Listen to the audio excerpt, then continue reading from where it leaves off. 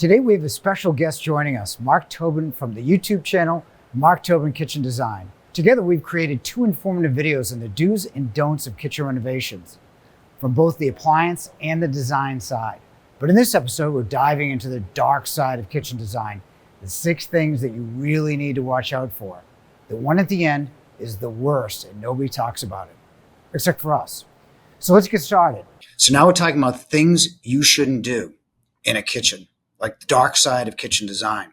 Number one for me, in terms of overall products, would be hoods that don't work. Here's the problem, right?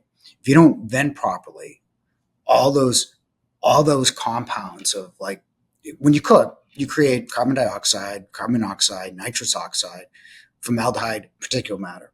Now, I'm not trying to scare anybody because my mom had an old caloric range, never used the hood, and I seem to be okay. Right. But it's harder now because the burners are so much more powerful than they were back then. I mean, the average burner now on the front, where everybody cooks on the front 2 burners, left, right. The most basic gas range you can buy is 15,000 BTUs per versus 8 that my mother had. Right. And those go up. That's just basic. Those go up to like 25,000. And on even the basic good ranges that you can buy, like those free samples, it's 21,000 BTUs on the front, sticks out 22 to 23 inches off the wall. Yet, people are buying over-the-range microwaves that I adored when they first came out. They're 16 inches deep. It's 350 CFM. It does not work. I know that for experience. I moved to an apartment in Jamaica Plain, and I cooked and just watched that steam just go past the microwave because the microwave is not powerful enough, and doesn't have enough capture area to cover those 2 front burners, right? Then we talk about the next thing, which most of the high-end appliance companies are coming with a new wave of this, and it's baffling to me, is downdrafts. There's no capture. You're talking about capturing a 2-inch vent, forcing that air down with a long run with an elbow out, where it's behind the burners that you're actually using. The third one of these ceiling blowers, but I look at the directions and it says 4 to 7 feet off, right? Now, how many of those have you seen on ceilings that are 15, 16, 18 tall ceilings? The smoke's going to dissipate beforehand.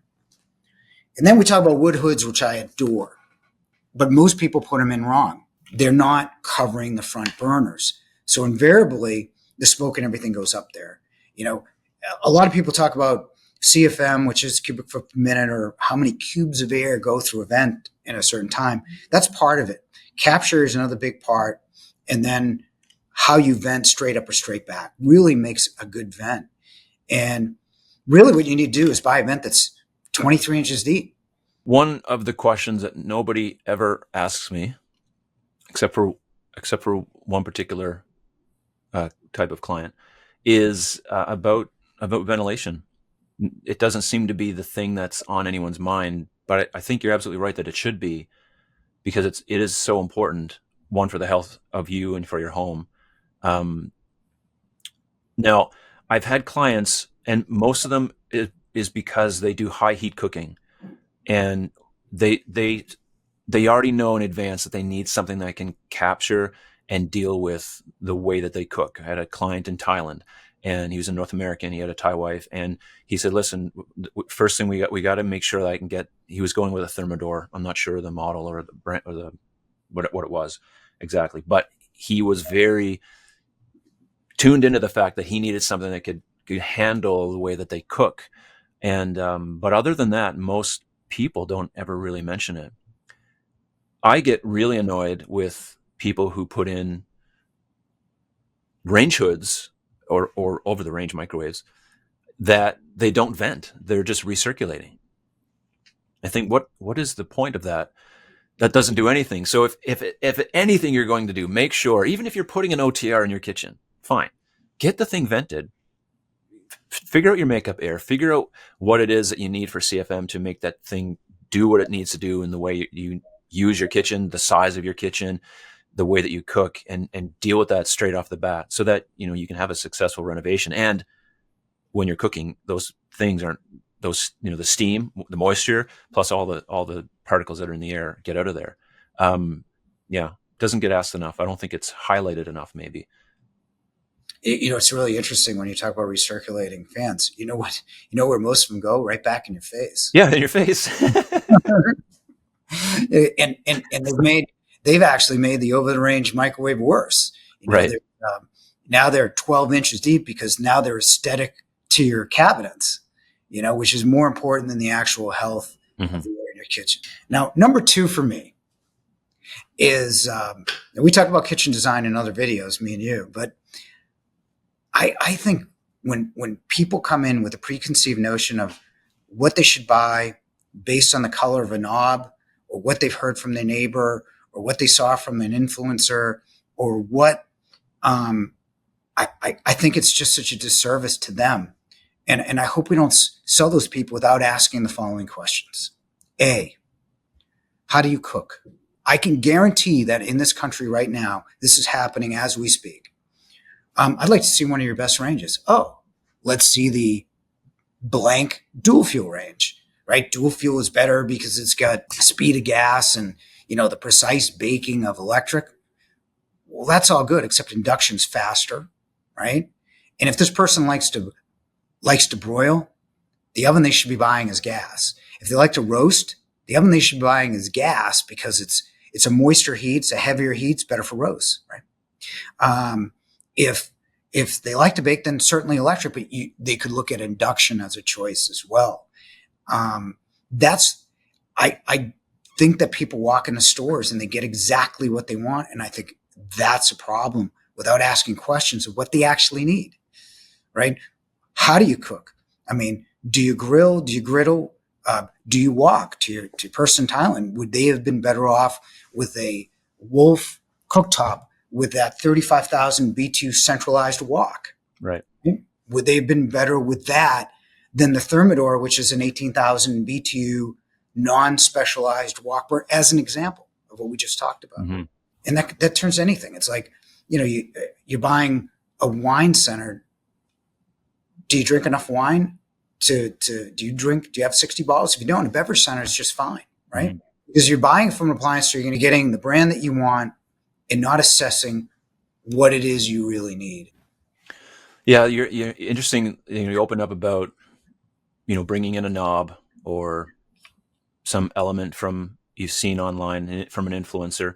I get comments all the time on certain videos that disagreeing with something I say, and that which is totally fine. That happens. But the idea is not to tell the person watching, or you tell the person who's buying the product, this is what you have to do. Here's the options. Here's the ideas. And you source those out. Yep. And I do find that sometimes people will look at some of these elements that they see that look very shiny and nice, and just assume that that's the best thing for their kitchen, whether it's in design elements, whether it's appliances, whether it's the aesthetic look of the kitchen. And I think like that does a disservice to yourself, just for the very reason you're saying.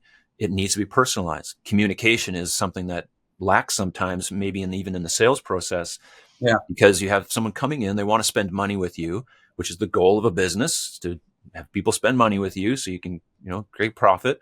And sometimes that idea of making sure the client gets exactly what they actually need can get lost in that process. I know it's happened for me in the business before when I was selling physical products in a brick and mortar store. My job is to sell a kitchen, and that was it. And sometimes the communication can get lost. I've learned over the years that for that client to be happy and for that kitchen to work for them, it needs to be personalized. And that does something else for you, the business owner, is it gives you a referral to say, hey, Steve, Mark, they really took care of me. They really asked questions. They steered me away from this product, which I really wanted, but it turned out that wasn't the best thing for me.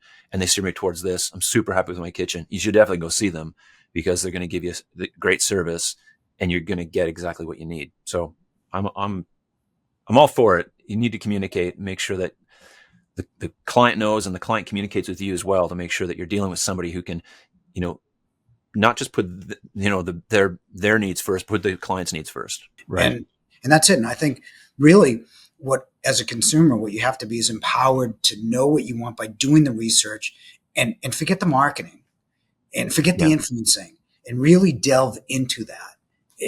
And your channel is really good at like separating fact from fiction, I found, as far as that concerned. Yeah, thank you. I mean, yours as well, because you need a source of information that here's what it is, and that's hard to find sometimes, especially like you said, because of marketing and the latest thing that they want to sell. I don't know why you walk into any big box store and you see a whole wall of OTRs. Well, the third one is like one that we get bashed at a lot, but so let's just say you got the right vent and you really planned your kitchen out nicely. You got Mark to design it for you, so the design's good, right? Everything should be great, except for one last thing. Do enough research on what happens next, okay? Because we can sell you great appliances, or you could buy the best appliances, and you can have the best kitchen design, but without qualified installers and qualified service people, you're going to have a miserable experience. And I really think that vetting out contractors, stores, designers, appliance stores to figure out who can give you the most seamless experience. I think people are worried about, brands and less about what happens next. And what happens next is like, it's becoming worse and worse. Appliances have become much more complex to install that a lot of GCs don't want to install. It takes hours. We have a new Thermador refrigerator, and you wouldn't think refrigerators are, you think refrigerator, I'll plug it in and put it in place. This has got 6 panels to it. So you're going to mount the 6 panels, and the panels are going to be cut perfectly. Mm-hmm. The hardware has got to be done well. The floors and the cabinets have to be perfect to install this thing. Now, we have these guys, and this is all they do. It's like a 3-hour process for them. Wow. So imagine a GC, the first time they see this new refrigerator, what they're thinking. They're thinking they can't install that, right? So really, as a consumer, you need to vet out that second half. It's not like the last 5 yards. It's the last half, which is who's going to install it, who's going to fix it, which store is better to support, and communicate to Mark Tobin. A lot of people think the transaction ends at the sale. That's where it begins. Because if Mark Tobin doesn't get the right dimensions, or if you come in and you change them and Mark doesn't get the new dimensions, your kitchen's, you're messed up.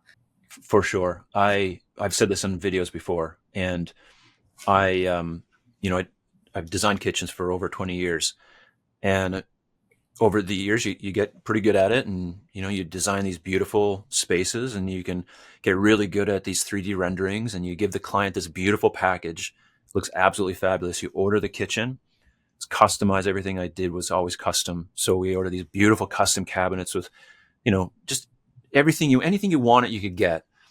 And then I hand this baby off to an installer, and it's all it's in his hands now, or her hands, or their hands, to make this vision on a computer screen a reality. And if you don't have a good installer who can do that and is qualified, but also skilled and has an artistic ability, especially when it comes to kitchen installation, if you don't have that, you're going to be in trouble, because you're going to end up with an end product that isn't what it's okay. It's there. It looks okay, but there's going to be obvious problems.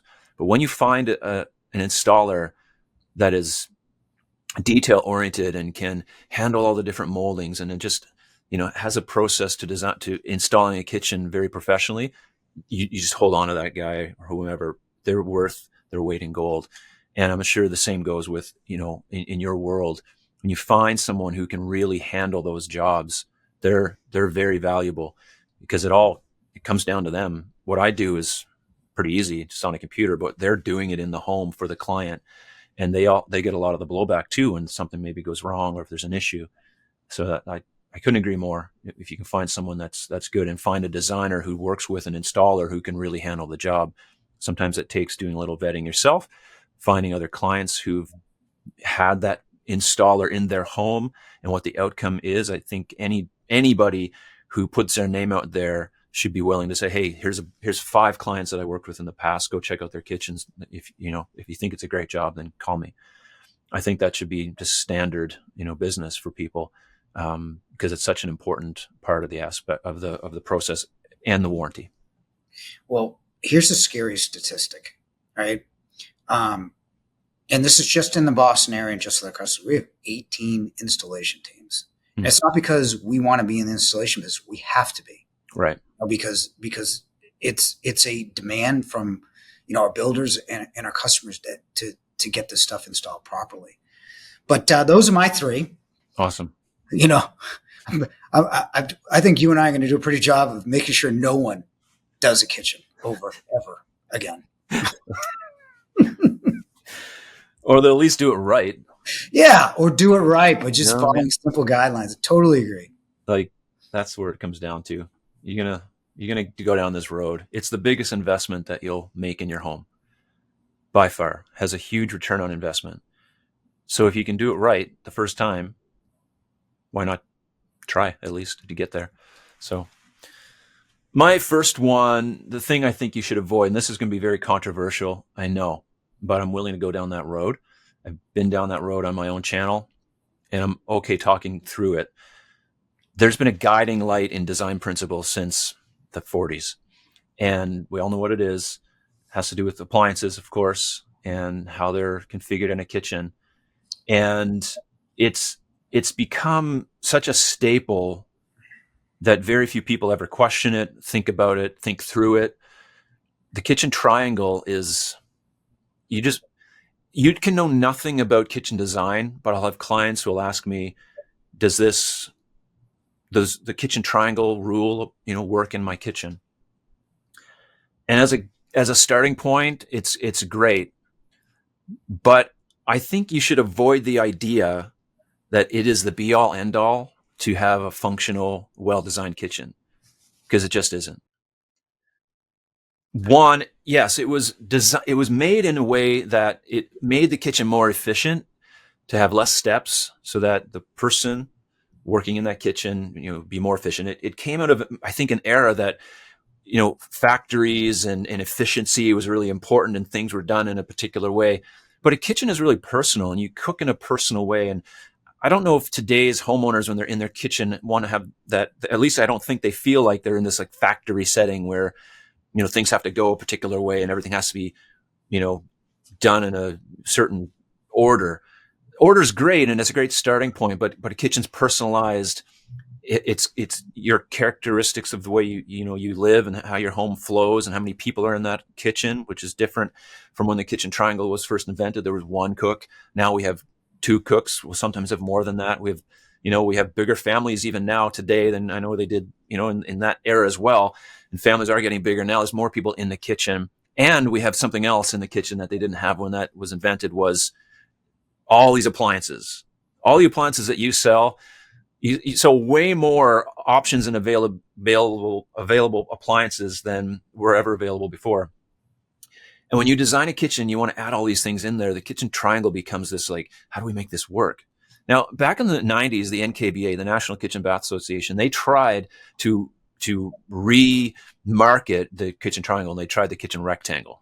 It just never got anywhere because, one, just poor marketing. And it's like, I don't know, just leave the whole thing alone. Like, stop trying to play with geometry with this. Like, it's fine. The kitchen triangle is fine.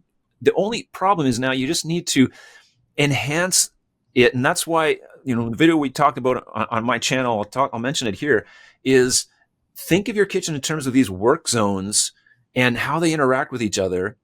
And don't be so concerned with, that your fridge and your sink and your stove are, 4 feet and 9 feet and this many feet. Like, throw the tape measure away for that portion and think of the kitchen the way you use the space. And I'll bring up a point when it comes to refrigerators, because it's one of the, the points on the triangle. A refrigerator that's buried in a kitchen where people walking through that kitchen and interrupting the cook and getting in the way is poorly placed. Doesn't matter if it's obeying the law of kitchen triangle or not. That refrigerator should be placed in a kitchen with the intentional thought that there's other people in this house that are going to use that more than they're going to use the stove, or likely even the sink. You may have company, you may have the in-laws over, you may have whomever that has access to the fridge. And that refrigerator needs to be placed in a way that's efficient and functional for the way that home operates and for the way that kitchen is going to work. And if it just is solely based on some rule that's way outdated and needs to be just reconfigured, I think you're doing yourself a disservice. And designers out there who just try to obey this law, that you need to just think outside the box a little bit and start stretching your design, brain to think, what are other ways we can design this kitchen to still be efficient and functional, but make sense overall, and not just blindly follow some rule. You don't even know why you're following it, just because the NKBA it's a guideline, or because it's, I don't even know why anymore. So that one really irks me. I don't know if you can tell the kitchen triangle just gets under my skin. And I just think, let's think through the design process. It's okay to start there. And it's okay if it obeys the law of the kitchen triangle. That's not the problem. It's just sticking with that as this be all end all for kitchen design, which it just isn't. Seems to bother you, Mark, huh? No, I got to tell you, I happen to like it only because it's a good place to start. Right. It could work for you, right? Right. I think where you and I agree is start at the sink and go from there. Yeah. Right? Depending on how you use your kitchen. Yeah. But if you typically, I honestly think that the whole sink to cooktop dynamic works, at least for me. Mm-hmm. It may not work for anybody else. But, I always, and we talked about it in your other video, is, okay, maybe it does work for you because of the way you use it. It's personalized to you, therefore it works. But if you're a refrigerator person in a different space, ain't going to work, right? So it really comes down to going back to our original point from our last video, and even something we covered here, is figure out and personalize it to the best suits your lifestyle. Yeah. That's the key, and that's what I'm getting at. It's not that it's bad. It's a great starting point, might be a great ending point. But if it's the only thing that the designer is kind of concerned about, making sure that it follows that, or the consumer, the client, if they think it is the most important thing that the design follows, they could be missing a better kitchen use experience because they didn't allow the designer maybe to design it in such a way that makes more sense for the homeowner. Now, the next thing I think is one that I don't think it should be in any kitchen, but people love it. And it's in all the magazines. Are there even magazines anymore? I don't know. There probably are. There are magazines, but no one reads them. There is, you can find on any picture online. You just search kitchen, search beautiful kitchen. You'll likely find this. And it's open shelves. Open shelves to me in a kitchen are great for a picture when they're curated and they have particular things on them that look great in a picture. But in everyday use, I get the idea that you can grab whatever you want off that shelf. But especially around your range, having open shelves, especially when you talk about, previously we chatted about ventilation. So you have poor ventilation, or ventilation that's blowing in your face. All this stuff is going in the air, and you have open shelves that are just collecting grease and dust, and it's really gross. So I think open shelves are okay in a particular, maybe a coffee bar or some display area, right? You don't have to totally get rid of them, but especially around your range or parts of your kitchen that really just a glass door would be fine, or cabinets would be better, or maybe just some more open space around that range in particular would work. Just putting in open shelves because you've seen them on a picture and they look really pretty might not be the best solution in your kitchen. You may not be someone who wants to curate that shelf. You may not want to keep it organized and neat and tidy. You may not have the type of dishware that, would go on a shelf like that. And, this comes down to opinion and personal taste. If you want to put your Tupperware up there and call it a day, that's fine. Doesn't matter to me. At the end of the day, I'm not probably going to be at your house to say anything to you about it. So you can, who cares what I say, but just make sure it's something you want and not something that you've seen in a picture and, you go for it. It might not be the best idea.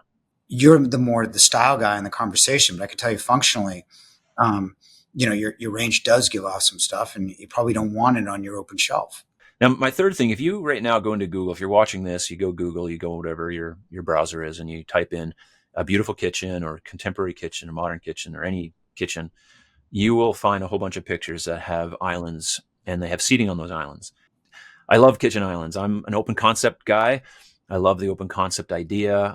I still think it's something that's very trendy, timeless. I don't think trendy is the right word, but it fits into the way many people still live. I know there's more people looking to do closed off kitchens, which is totally cool too. But the island is still a staple in kitchen design, and having seating on that island is something that very many people want. And the issue with that is that a lot of the times, if you're really honest with the way you use your kitchen, if you have seating now, I would love to know, put in the comments of this video, do you actually sit there? Do you actually use that island seating the way it's intended to? Or do you find that it's not really that comfortable because it probably wasn't designed right to be sitting at in the first place? You probably don't have the right stools, the right stool height.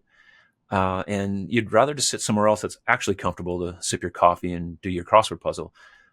People ask me, what is the right depth for overhang for seating? And I said, well, go find the biggest person in your family and measure their lap, and then make it comfortable for them to sit there, considering the stool height and the angle their leg's going to be. Do a little bit of math, and you'll find out very quickly that, okay, this needs to be deeper than 10 inches or 12 inches or maybe 15 inches. Then you have to have a conversation with your stone guy to make sure that, you don't need extra bracing or anything like that. Go through that whole process and make sure at the end of the day that if you're going to get an island that you can sit at, that you want to sit at, that you foresee in the future that you're going to be sitting at, that it's comfortable. I have an island in my kitchen. We designed it perfectly, or at least I thought I did. Okay.